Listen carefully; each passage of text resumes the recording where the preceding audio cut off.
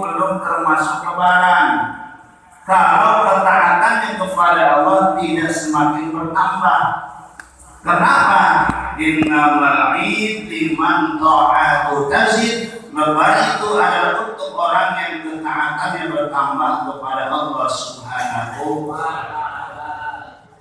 Mana ciri-cirinya? Sebab bukan hanya haji yang makbul, puasa pun ada puasa yang makbul atau mabrur, ada puasa yang makbul. Kalau puasa makbul adalah dari sebelum lebaran dia rajin puasa, malam harinya sholat sunnah, tadarus Al-Quran. Pas bulan Syawal ini jangan dan tadarus Al-Quran, sholat juga banyak ditinggalkan. Yang wajibnya apa dan yang sunnah. Ini tadi puasanya puasa malam di kamar dari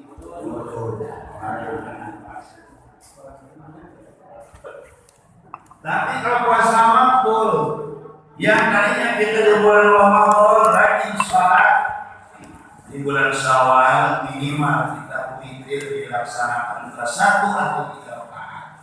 Baca Quran yang dulu kita di bulan puasa di Quran di bulan baca mantel. Pas bulan Syawal mau baca Quran itu lupa di mana itu ada pas Ramadan sampai lupa ternyata jatuh ke kolom lemari. Itu berarti lebarannya belum mantap.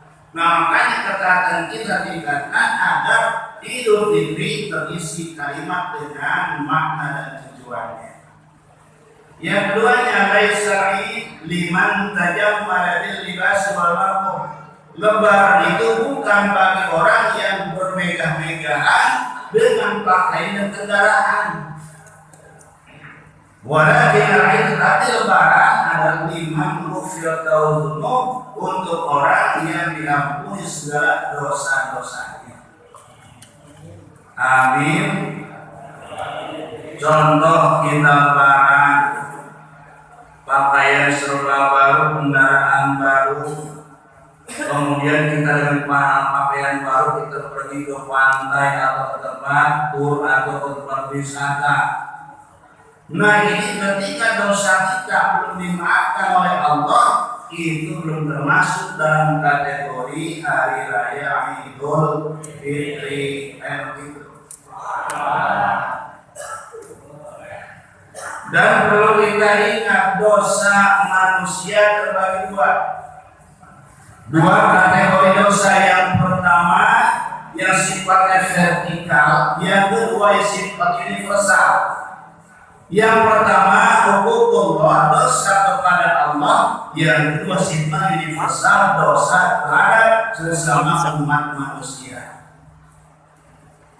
Kedua dosa ini Allah kepada manusia. Adapun dosa yang sangat berat ada kepada makhluk, kepada manusia. Karena kalau dosa kepada Allah, andai kata orang berpuasa di bulan Ramadan, tinggal di pondok umpamanya Ramadan tanggal 30 orang berpuasa dalam uzur, di bulan Syawal di pondokan, di istighfaran, diampuni oleh Allah dan terputuplah hutang puasa orang. Andai kata kita tidak sholat, kita kalau itu sholat, setelah sholat baca istighfar, maka kodok menutupi sholat, istighfar menutupi dosa-dosa kita. Itu langsung kepada Allah tanpa harus ada saksi dari makhluk yang lainnya, yakni manusia. Andai kata tidak memajlis taklim, ini kita minta maafnya kepada Allah, bukan kepada guru, bukan kepada ustaz. Karena seorang guru sehebat apapun keilmuannya tidak punya hak untuk mengampuni dosa yang dosanya yang sifatnya vertikal yang kepada Allah Subhanahu. Contoh di antara Jamal Wadah ayat hadis namanya Sulaiman Hampura Pak Ustaz, itu salah atau mau diampura sebab itu urusannya dengan Allah Subhanahu karena kewajiban dari Allah. Nah terkecuali dosa sesama manusia. Kalau kita istighfar sampai putus itu tasbih, sampai keluar air mata darah, itu tidak akan Allah ampuni kalau dengan yang bersangkutan kita belum saling memaafkan. Betul. Nah kemudian memaafkan bukan hanya dengan kalimat taqabbalallahu minna wa minkum minal a'idina faizin, mohon maaf lahir dan batin. Kira-kira sah kan? Kan dirinya ayat mohon maaf lahir itu fisik, ucapan, batin adalah hati. Nah kalau kita hanya bersalaman dengan ucapan mulut tapi hati kita tidak saling memaafkan, itu tidak masuk dalam kategori lahir dan batin. Nah makanya sholat as-salatin langsung pulang disuruh kering pada mata. Karena percuma orang berjabat tangan semua ucapan makna batin tapi hati tetap nyawa dan dosa. Maka daripada itu nama dosa harus mengaji kembali. Itu ya. Nah makanya di sini masih bulan Syawal, saya pribadi mungkin banyak kesalahan dibandingkan dengan para jamaah. Saya mohon dimaafkan lahir dan batin. Dan sebaliknya para jamaah walaupun belum berjabatan tangan sudah sebutan pintu hati itu saling memaafkan. Karena dosa selama ini yang paling berat namanya doa Tuhan sampai masuk dalam kubur ikut terus tahu belum dimaafkan.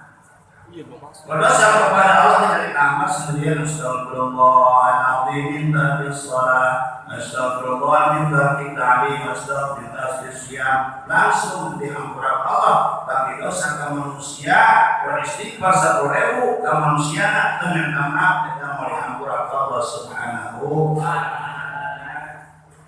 Dan ada yang kata kita gelaran muslim dikata agama Islam.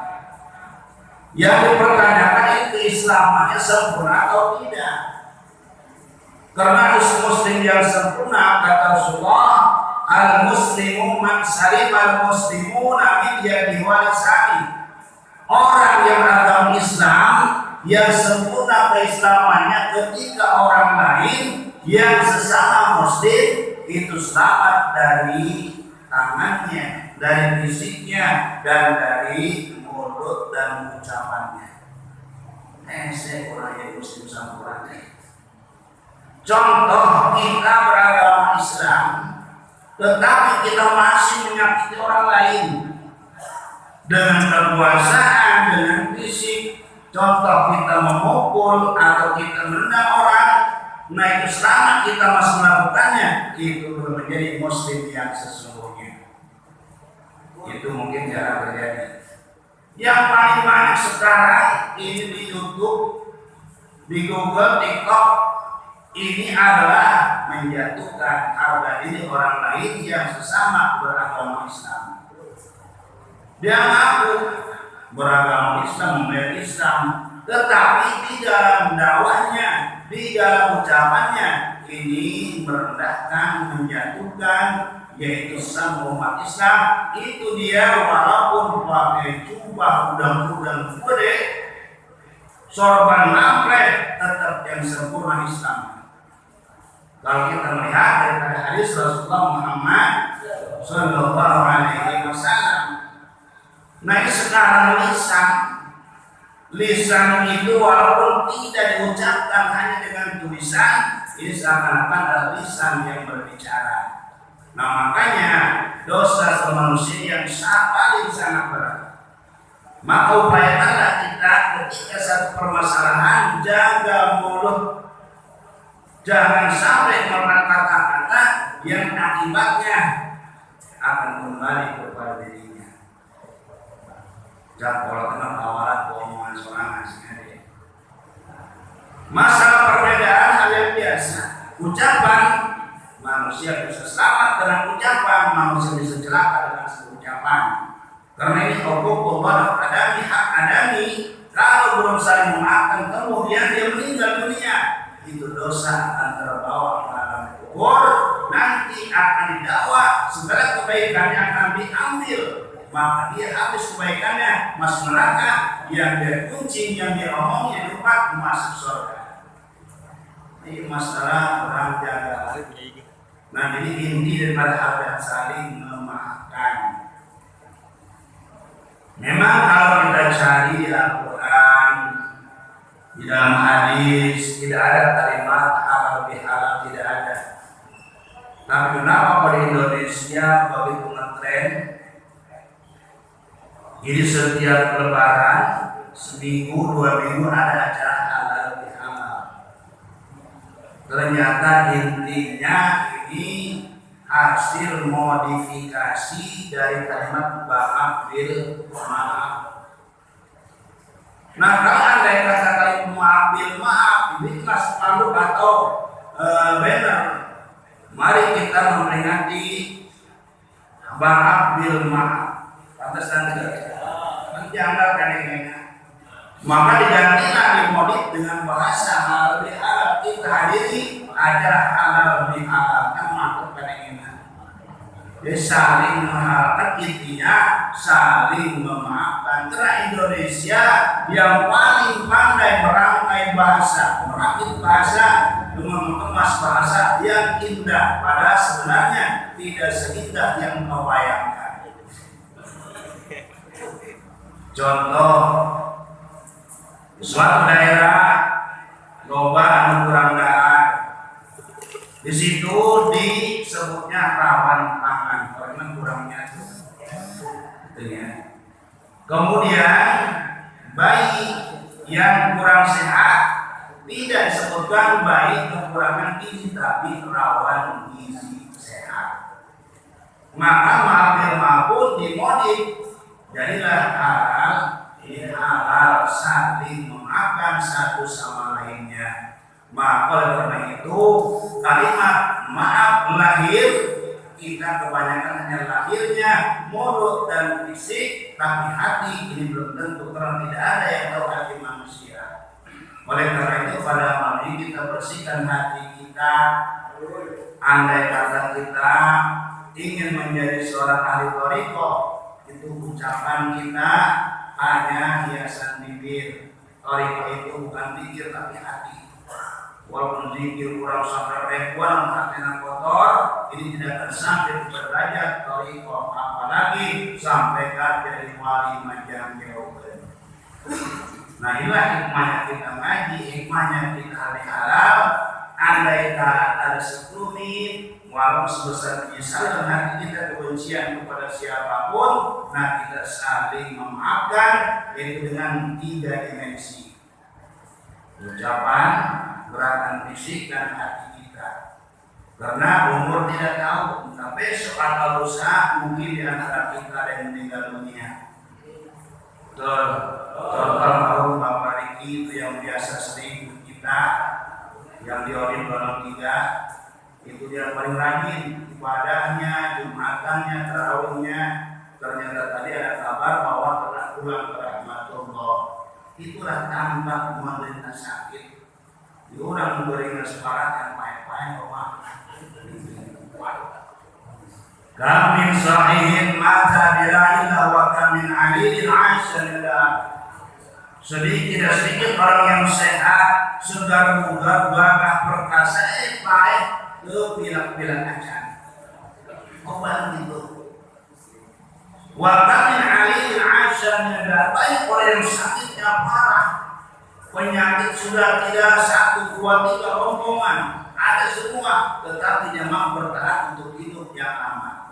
Apa sebabnya? Yang kontrak umurnya masih panjang. Yang kita khawatirkan kurang itu nyawa pakai di Sultan, dari 1 tahun ini, karena kita nggak tahu. Oleh karena itu kita bersiap-siaplah untuk bekal kematian. Semakin bertambah umur, semakin banyak bekal, semakin banyak peluang kita untuk mendapatkan surganya Allah Subhanahu wa Ta'ala. Nah, yang berikutnya adalah hikmah daripada hal bihal ini, yang pada dasarnya kita menyambung kembali, merajut kembali benang yang kusut. Mungkin tidak sampai putus,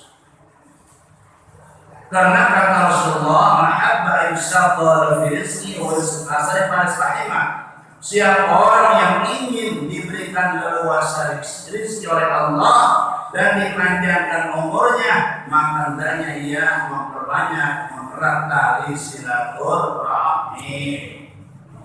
Dengan siapa?